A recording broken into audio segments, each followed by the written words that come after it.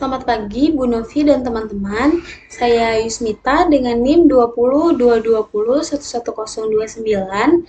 Di sini saya akan menjelaskan bagaimana saya bisa menyelesaikan buku Praktikum Audit 2 pada bab 8 yang berjudul Pendapatan dan Beban. Nah, jadi untuk tugasnya sendiri, di sini yang pertama diminta untuk mempelajari ICQ-nya yang telah dibuat oleh Lita. Yang kedua, membuat prosedur audit yang diperlukan. Yang ketiga, membuat kertas kerja pemeriksaan untuk pengujian ketaatan dan juga kewajaran saldo. Nah, yang keempat, untuk melengkapi kertas kerja neraca dan juga kertas kerja laba rugi. Nah, seperti yang udah dilihat, di sini saya sudah mempelajari ICQ-nya, sudah saya indeks dan juga sudah diparaf. Ini adalah terdapat di buku 2 halaman 124. Lalu selanjutnya di sini terdapat informasi yang sudah disediakan oleh Saudari Olivia. Informasi yang pertama bisa dilihat di sini PPh pasal 21 tersebut ditanggung oleh perusahaan dan telah dicatat oleh perusahaan pada akun beban lain-lain sebesar 19 juta sekian. Nah, di mana PPh pasal 21 itu bersinggungan dengan gaji karyawan, tapi ternyata PT Subus ini mencatatnya sebagai beban lain-lain. Nah, maka harus di-adjust di sini. Bisa kita catat terjadi salah catat PPh 21 ke dalam akun beban lain-lain. Nah, untuk parinya sendiri di sini beban gaji pada beban lain-lain sebesar 19.877. Lalu yang kedua, berdasarkan pemeriksaan BBK, terdapat beban komisi penjualan selama tahun 2018 sebesar 60 juta atas nama perorangan dan bukan karyawan perusahaan. Ini tuh dicatat dalam akun perjalanan dan akomodasi. Ini juga salah catat karena ini atas nama perorangan dan bukan karyawan perusahaan. Artinya ini adalah pihak dari pihak luar. Nah, PT Subus ini udah punya akunnya sendiri untuk dari pihak luar itu mereka pakai jamuan dan representasi, maka harusnya PT Subus mencatatnya sebagai jamuan dan representasi, bukan perjalanan dan akomodasi. Nah, maka yang kedua, ini terjadi salah catat atas komisi penjualan ke dalam akun perjalanan dan akomodasi. Untuk parinya sendiri, ada jamuan dan representasi pada perjalanan dan akomodasi sebesar 60 juta. Lalu yang ketiga, atas pemeriksaan BBK nomor 2 garis miring 11 tanggal 15 bulan 11 2018, ini ada pembelian telepon genggam Samsung A7 sebesar 4.500.000 yang diberikan untuk relasi. Nah, ini dicatat perusahaan pada akun perlengkapan kantor. Nah, lagi-lagi ini salahnya karena ini pihak luar, yaitu relasi itu kan pihak luar, tapi dicatat sebagai perlengkapan kantor.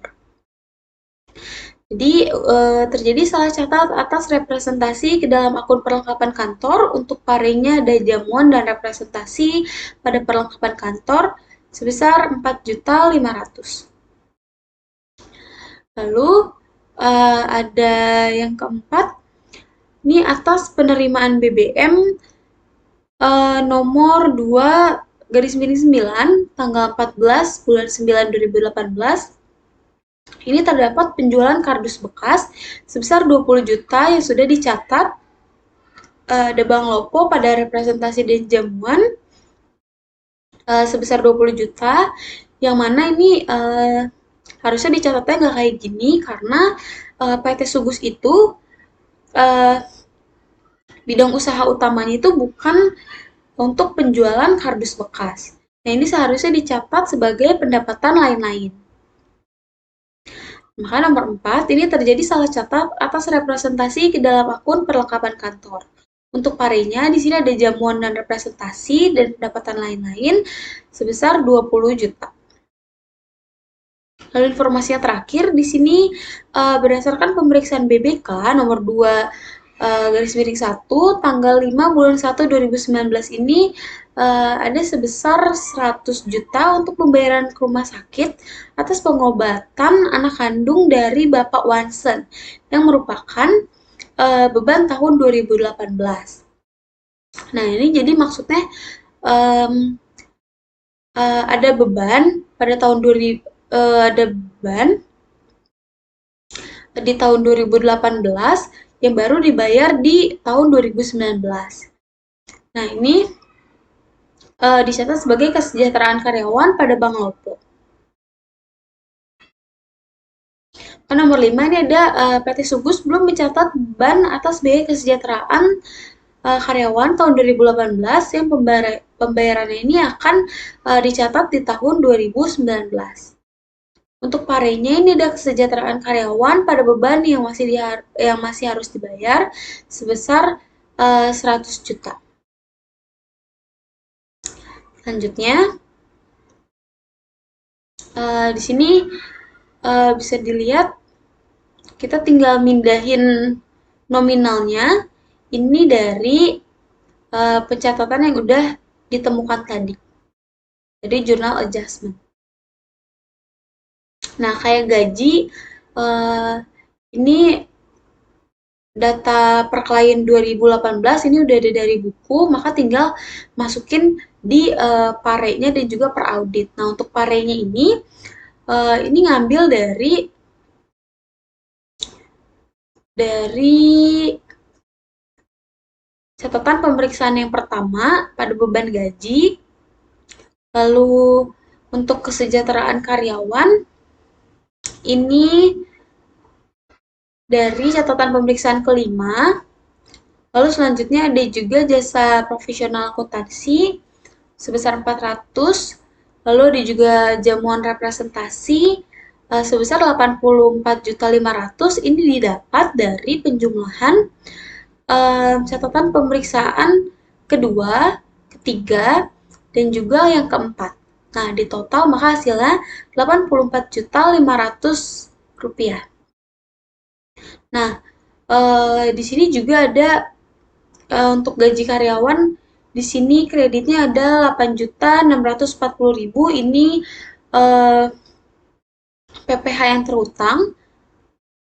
Nah, di sini maaf maksudnya PPh 21. Di sini ada perjalanan dinas dan akomodasi juga.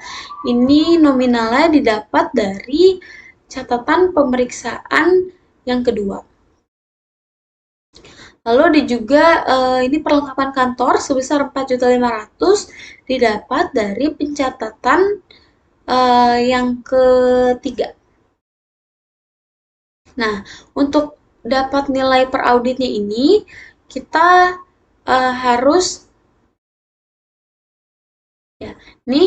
kita harus menjumlah gaji ini per kliennya dari gaji ditambah dengan debit dan juga dikurang dengan kreditnya. Maka hasilnya seperti ini. Sebesar 1.052.311.000 rupiah. Begitu pula untuk selanjutnya ke bawah.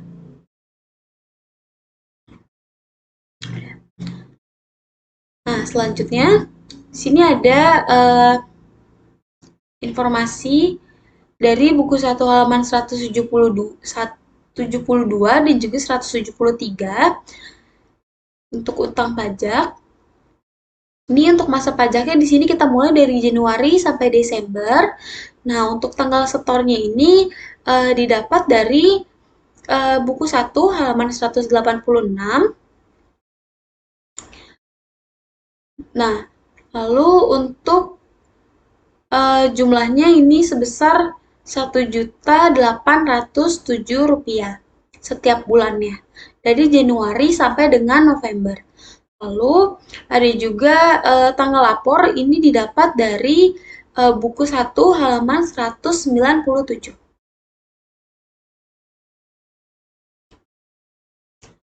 Nah, selanjutnya di sini ada kolom untuk PPh 21. Di sini yang pertama ada nama karyawan, masa kerja, status penghasilan bruto per tahun, THR, total penghasilan bruto, biaya jabatan, BPJS, jumlah penghasilan neto. Untuk total penghasilan brutonya di istri ini bisa diambil dari penghasilan bruto tahun ditambah dengan THR. Begitu pula untuk karyawan yang lainnya. Nah, selanjutnya ada biaya jabatan di istri sebesar 6 juta rupiah, lalu BPJS sebesar 7.215.000 rupiah. Nah, untuk jumlah penghasilan netonya ini didapat dari total penghasilan bruto yang dikurang dengan biaya jabatan dan dikurang juga dengan BPJS. Maka hasilnya sebesar 181.785.000 rupiah. Nah, untuk PTKP-nya sendiri, karena statusnya di istri itu K1, maka PTKP-nya itu sebesar 63 juta rupiah. Begitu juga untuk karyawan yang lain, ini menyesuaikan dengan status mereka sendiri.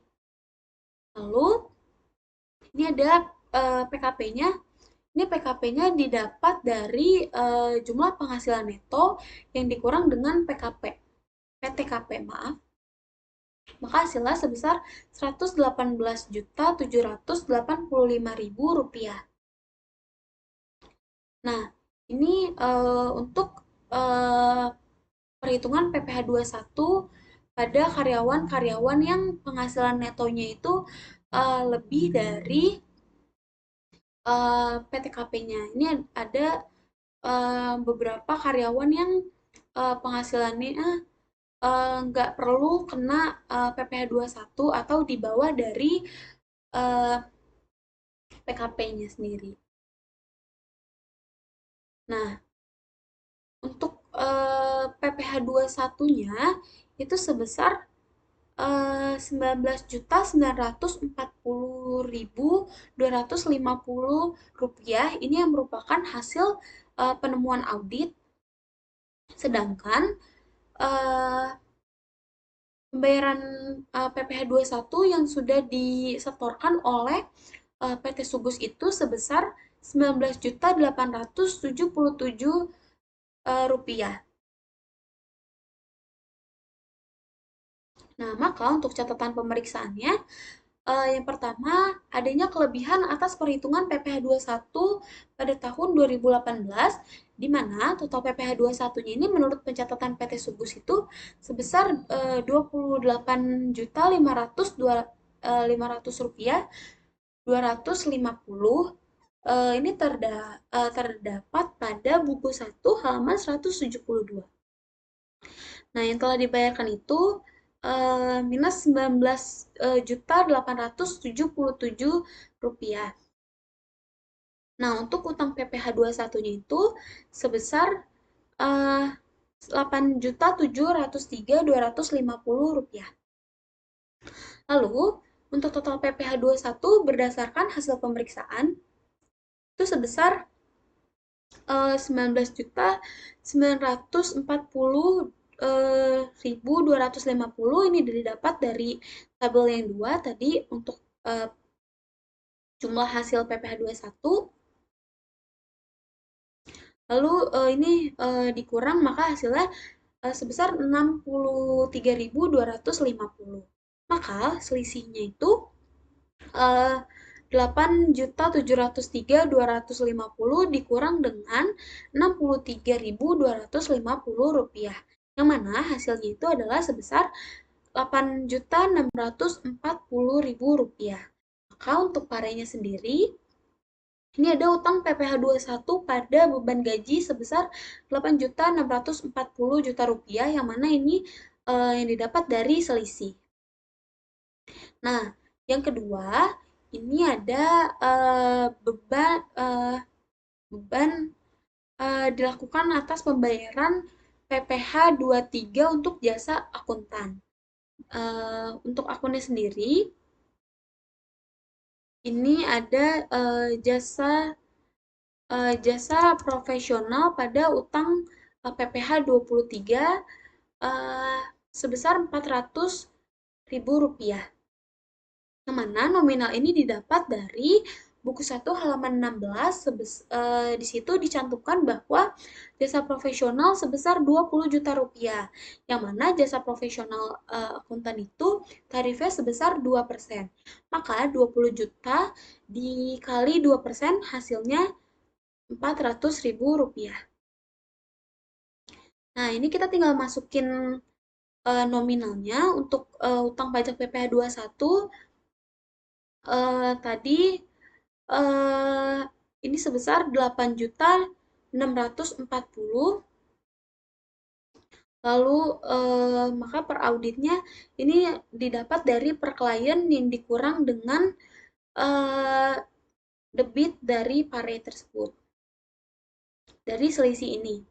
Lalu untuk PPh 23-nya ini didapat dari tadi jasa profesional akuntan sebesar 400. Maka per audit itu sebesar 400 ribu rupiah. Nah, sedangkan untuk utang pajaknya, utang pajak PPh pasal 25 dan juga 29, per klien itu ada 625.627.892 rupiah. Untuk per auditnya sama, terus PPN keluarannya sebesar 17.806.503 rupiah. Per auditnya juga sama. Nah, ini merupakan jumlah dari per klien sebesar 652.137.645 rupiah.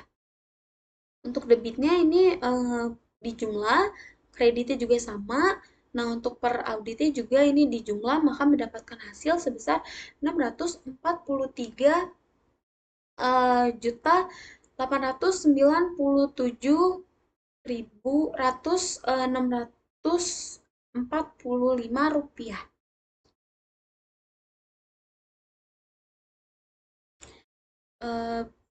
Selanjutnya kita masuk ke bab 9, yang mana ini judulnya penyelesaian audit.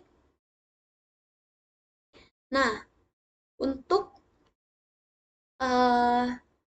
di sini ada daftar jurnal koreksi dan juga reklasifikasi pada tahun 2018.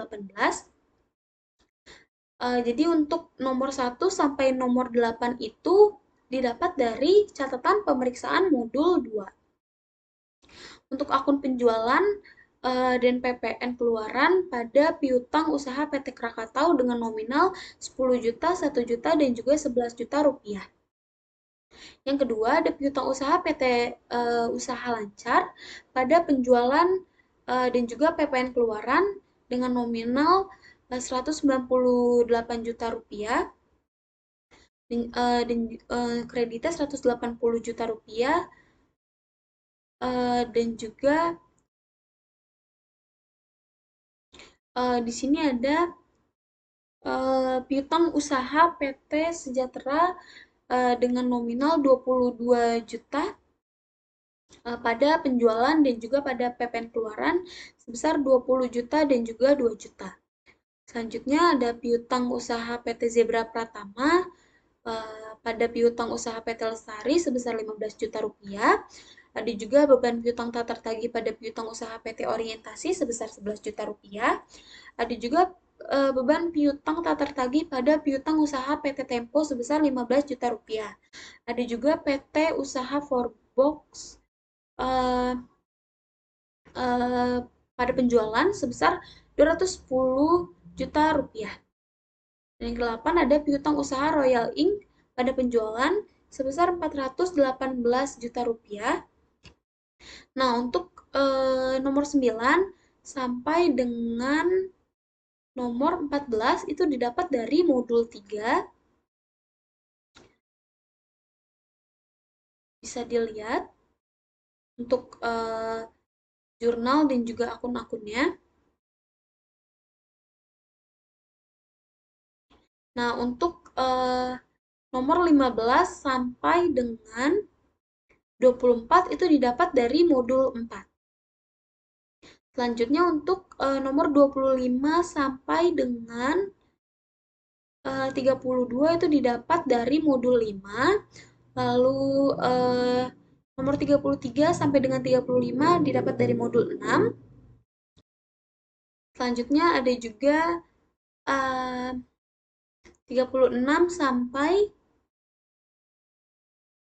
47 ini didapat dari modul 7.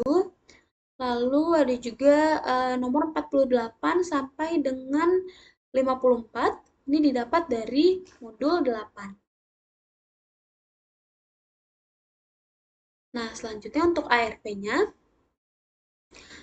di sini ada aset, aset lancar, kas setara kas, ini semua untuk keterangannya. Nah, per audit pada 31 Desember 2017 ini nominalnya didapat dari buku 1 halaman 13. Bisa dilihat. Lalu selanjutnya untuk per audit tanggal 31 bulan Desember 2018 nominalnya didapat dari untuk kas dan setara kas ini didapat dari modul 4 halaman 82. Nah, bisa dilihat dari kenaikan dan penurunannya ini didapat dari per audit 2018 dikurang dengan per audit 2017. Nah, itu pula untuk akun-akun yang lainnya berlaku sama. Lalu kita harus ngecek persennya. Ini didapat dari rupiah dari kenaikan atau penurunan dibagi dengan per audit 2017 lalu dikali 100%. Maka hasilnya minus 73. Begitu pula untuk deposito berjangka, investasi jangka pendek, piutang usaha, piutang lain-lain, persediaan, beban dibayar muka, juga total aset lancar. Ada juga investasi pada investasi entitas sosial, aset tetap, harga perolehan, akumulasi penyusutan, nilai buku, dan juga aset lainnya. Ini didapat dari modul-modul yang sudah dikerjakan sebelumnya. Nah, ada juga untuk kewajiban dan ekuitas, sama kayak aset berlaku sama, per auditnya di 2017 didapat dari buku 13, buku 1 halaman 13. Nah, untuk per audit 2018-nya ini ada yang dari buku 1 halaman 13, terus ada juga yang dari modul 3, ada yang dari buku 1, terus modul 8 ini biasanya didapat dari yang udah pernah dikerjain semua. Ini di perhitungannya sama tadi kayak tadi. Jadi untuk rupiahnya ini didapat dari per audit 2018 yang dikurang dengan per audit pada tahun 2017. Nah, untuk presentasinya ini didapat dari rupiah kenaikan atau penurunan yang dibagi dengan per audit 2017 lalu dikali dengan 100%. Hasilnya 0,20%.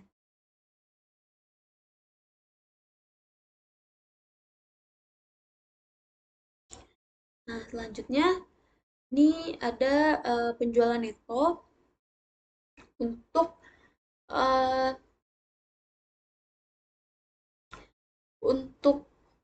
nominal per audit 2017 ini didapat dari buku 1 halaman 13 juga sebesar 30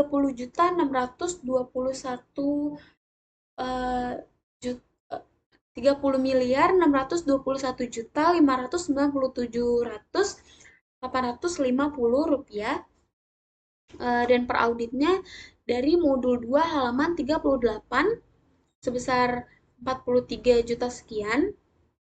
Maka penurunannya berlaku sama tadi perhitungannya dengan mengurangi per audit 2018 dengan per audit 2017. Kita juga tetap harus ngecek presentasinya, yang mana ini didapat dari rupiah yang bagi dengan per audit 2017 lalu dikali 100%.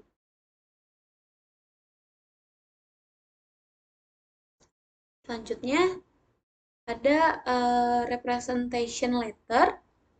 Nah, representation letternya ini menyatakan bahwa manajemen ini bertanggung jawab atas kebenaran dan kelengkapan laporan keuangan, serta sudah memberikan semua informasi yang diperlukan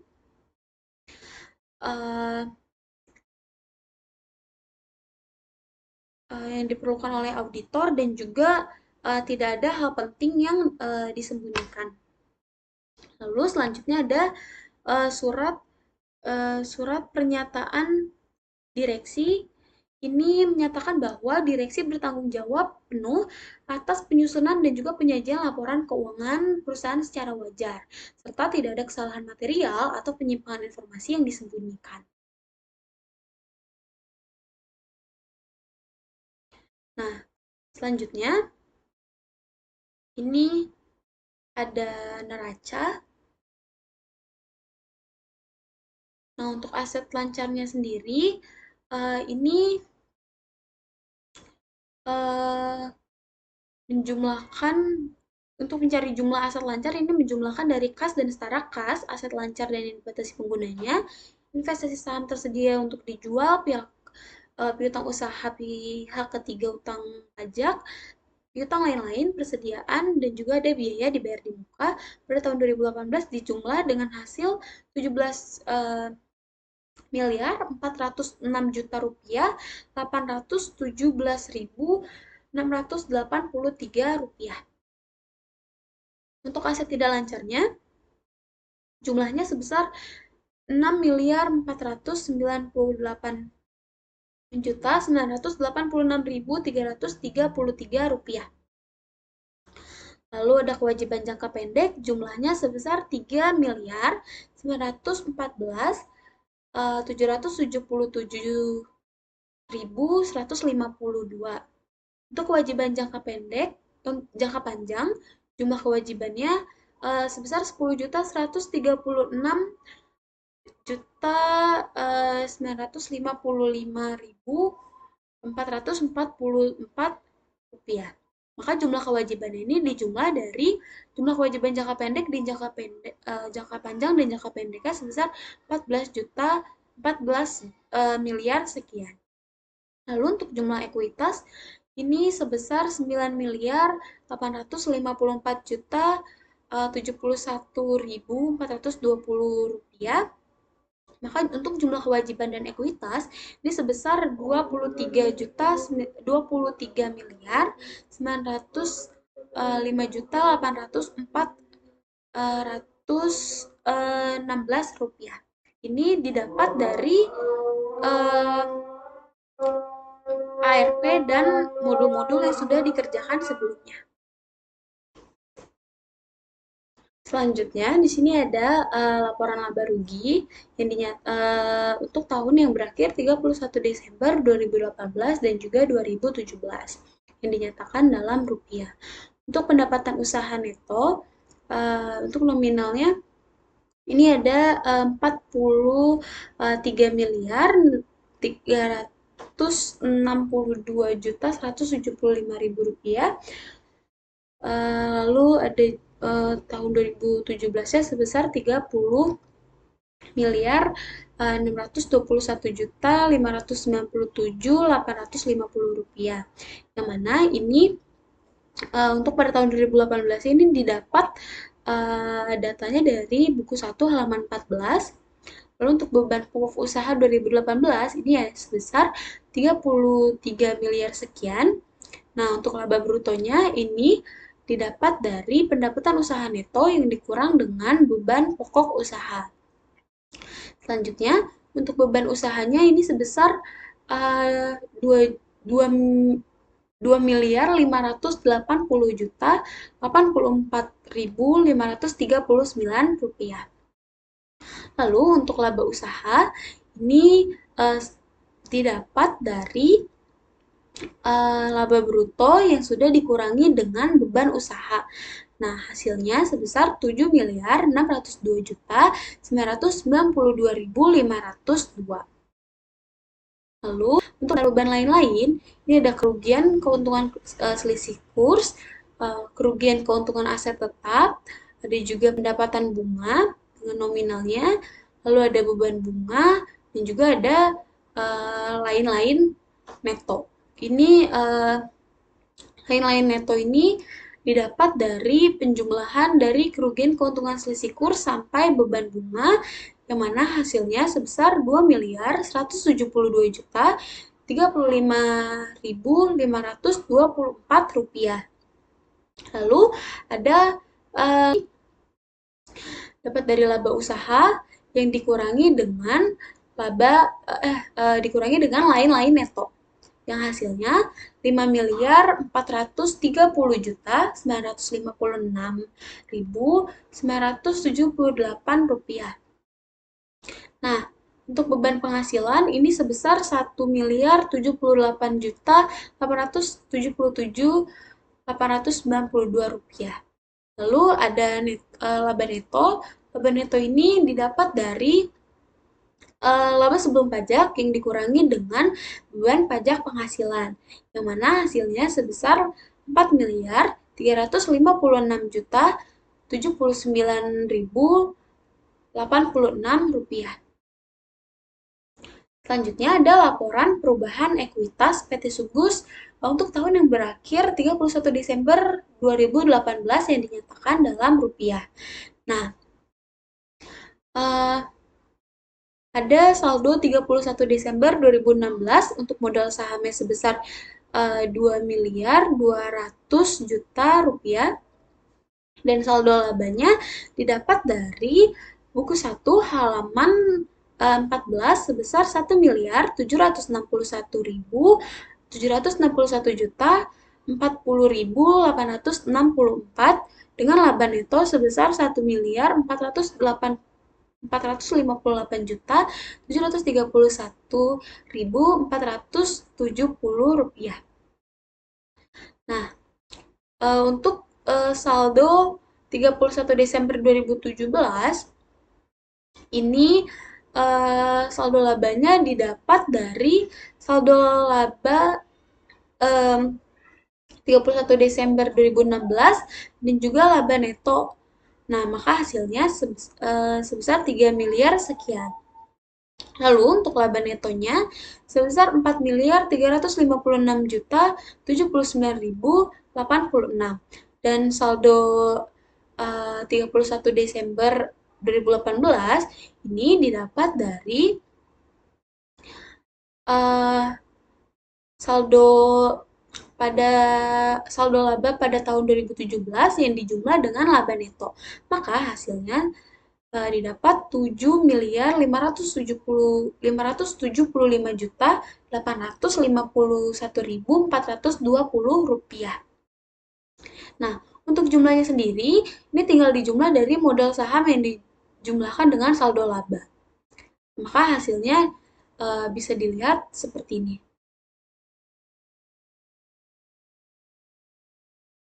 Selanjutnya, untuk laporan arus kas, ini datanya juga didapat dari yang sudah dikerjakan sebelumnya. Yang pertama di sini ada arus kas dari aktivitas operasi. Ini ada penerimaan kas dari pelanggan, pembayaran kas kepada pembeli, dan juga lain-lain untuk nominal. Nah, terus ada arus kas neto yang diperoleh operasi. Ini itu didapat dari penjumlahan seluruh arus kas dari aktivitas operasi. Maka hasilnya sebesar 77 juta 278.000 rupiah. Nah, sedangkan untuk arus kas dari aktivitas investasi ini hanya satu, yaitu pembayaran untuk pembelian aset tetap sebesar minus 2.108.824.833 rupiah. Ini untuk arus kas netonya sama nominalnya Lalu untuk arus kas pendanaan, ini sama kayak yang tadi, untuk mencari arus kas neto yang digunakan aktivitas pendanaan itu tinggal menjumlah pendanaan, kayak pembayaran kembalinya di sini juga biayaan.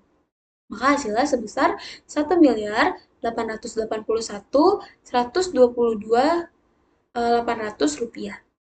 Nah, untuk penurunan atau kenaikan neto kas dan setara kas ini didapat dari arus kas neto yang diperoleh dari aktivitas operasi dijumlah dengan arus kas neto yang digunakan untuk aktivitas investasi dan juga dijumlahkan dengan arus kas neto yang digunakan untuk aktivitas pendanaan.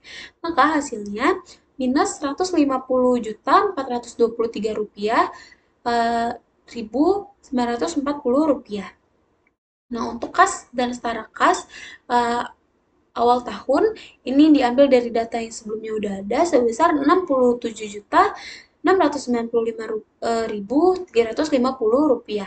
Dan untuk kas dan setara kas akhir tahun sebesar 18.191.410 rupiah. Dan untuk transaksi non kasnya di sini ada perolehan aset tetap melalui sewa pembiayaan sebesar 110 juta 15.833 rupiah. Lanjut, di sini ada CALK. Nah, ini ada informasi yang mendukung pos-pos laporan keuangan. Jumlah transaksi atau saldo akun dalam bagian ini diungkapkan dalam rupiah, kecuali dijelaskan lain. Yang pertama ada kas dan setara kas. Untuk nominal 2018-nya ini didapat dari buku 2 halaman 82 dan dijumlah, maka hasilnya sebesar 18.191.410 rupiah. Untuk nominal 2017 ini didapat dari buku 1 halaman 15 dengan jumlah 67 juta sekian. Yang kedua, ada aset lancar yang dibatasi penggunaannya. Pada PT Bank CAB Jakarta dengan nominal 1.450 juta dari buku 2 halaman 92, sedangkan 2017 sebesar 1 juta ini dapat dari buku 1 halaman 220. Nah, yang ketiga ada investasi pada saham. Untuk jumlahnya sebesar 269.500 rupiah. Nah, ini 2018 itu nominalnya didapat dari buku 2 halaman 93. Lalu yang keempat ada piutang usaha. Piutang usaha pada pihak ketiga 2018 itu sebesar 1.450 juta dan pada tahun 2017 itu sebesar 1 juta rupiah. Nah, manajemen berkeyakinan bahwa semua piutang ini dapat tertagih sehingga penyisihan piutang ragu-ragu itu nihil. Selanjutnya ada persediaan pada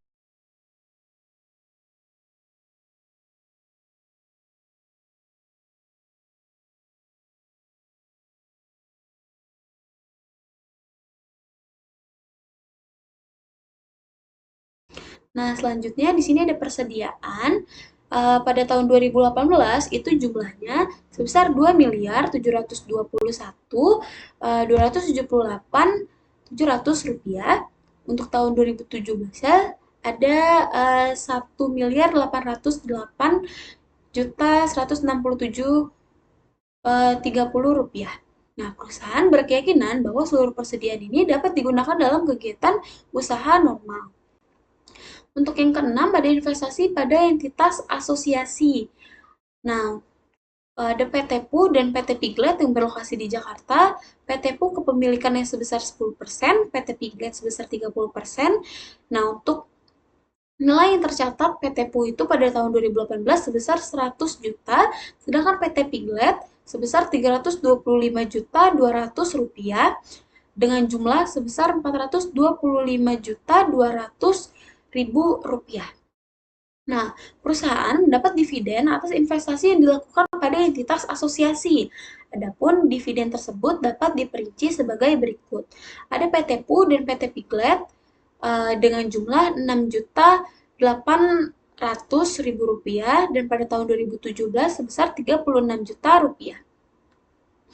Untuk aset tetapnya, yang ketujuh, di sini ada tanah dengan saldo awal 2 miliar, bangunan 1 miliar sekian, mesin dan peralatan 420 juta, kendaraan 550 juta sekian, dan juga peralatan kantor dengan saldo awal 83 juta sekian.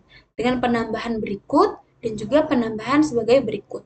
Maka saldo akhirnya ini didapat dari tambah penambahan atau dikurang dengan pengurangan. Maka hasilnya sebagai berikut. Nah, untuk akumulasi penyusutannya, saldo awalnya tanah kosong untuk bangunan dan peralatan sebesar 135 juta, untuk penambahannya sebesar 147.500, maka saldo akhirnya tinggal mengikuti penjumlahan dari saldo awal yang dijumlahkan dengan penambahan, atau kalau ada pengurangan dikurangi dengan pengurangan. Maka hasilnya sebagai berikut. Selanjutnya, untuk nilai buku bisa dilihat di sini ada nominal yang tertera. Nah, beban penyusutan yang dibebankan dalam beban pokok produksi dan beban usaha masing-masing sebesar 209.500.000 dan 354.691.800 tahun 2018, dan pada tahun 2017 itu sebesar 109 juta sekian dan 116 juta sekian. Nah, aset tetapnya kerugian kebakaran kecuali kendaraan bermotor, asuransinya all risk, nilai jaminannya itu 3 juta untuk tahun 2018 dan 3 miliar untuk tahun 2018 dan juga 1 miliar untuk tahun 2017. Nah, perusahaan berpendapat bahwa asuransi tersebut cukup untuk menutupi kemungkinan kerugian yang terjadi dari risiko tersebut. Untuk utang usaha di sini pihak ketiga 2018 nominalnya sebesar 1 miliar dan 2017 1 miliar sekian. 2018 ini didapat dari buku 2 halaman 60. Nah, pada 2017 itu buku 1 halaman 223. Untuk perpajakan, utang pajak itu terdiri dari PPh 21, 23, 25 atau 29 dan juga ada PPN. Nominal dari 2018 didapat dari buku 2 halaman 127. Nah, nominal 2017 didapat dari buku 1 halaman 16 dengan jumlah 2018 648 juta sekian dan 2017 sekitar 133 juta sekian. Lalu ada juga perhitungan pajak penghasilan, rekonsiliasi antara penghasilan dengan hasil perhitungan laba menurut laporan keuangan sebelum pajak penghasilan, dan tarif pajak yang berlaku adalah sebagai berikut.